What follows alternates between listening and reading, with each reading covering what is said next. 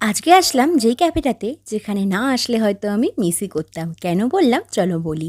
Hello everyone, আমি প্রিয়াঙ্কা। আজকে আসলাম বালুরঘাট থেকে একটু দূরে লক্ষ্মীপুরে মাঠ ক্যাফেতে, যেখানে সিটিং এরিয়া কিন্তু ইনডোর আর আউটডোর দু জায়গাতেই রয়েছে। তো আমরা বসেছিলাম হচ্ছে আউটডোরে।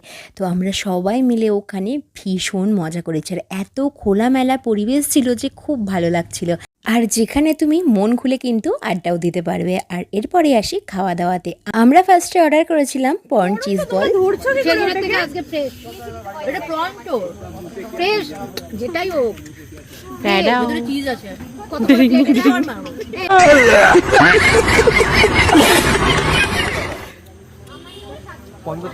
ট্যাডাও ding ding ding ding ding ding tada ding ding ding ding ding ding tada ding ding ding ding ding ding.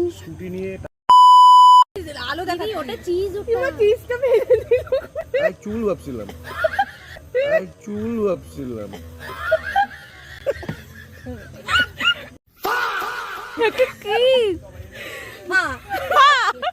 আমি ওই টেবিলে গেলাম। খুব জ্বালাচ্ছিস তোরা। পর্ন চিজ বলটা ছিল কিন্তু দুর্দান্ত। সেটা আশা করি আমাদের ব্যাকগ্রাউন্ডের কথা শুনেই বুঝতে পেরে গেছো। আমি অনেক জায়গায় কিন্তু খাওয়া টেস্ট করতে যাই, কিন্তু যেই জায়গাগুলোর খাওয়া সত্যিই ভালো লাগে সেগুলোই কিন্তু শুধুমাত্র আমি পোস্ট করি। এরকম অনেক জায়গা আছে আমি ভিডিও করেছি কিন্তু আমি কিন্তু পোস্টও করিনি।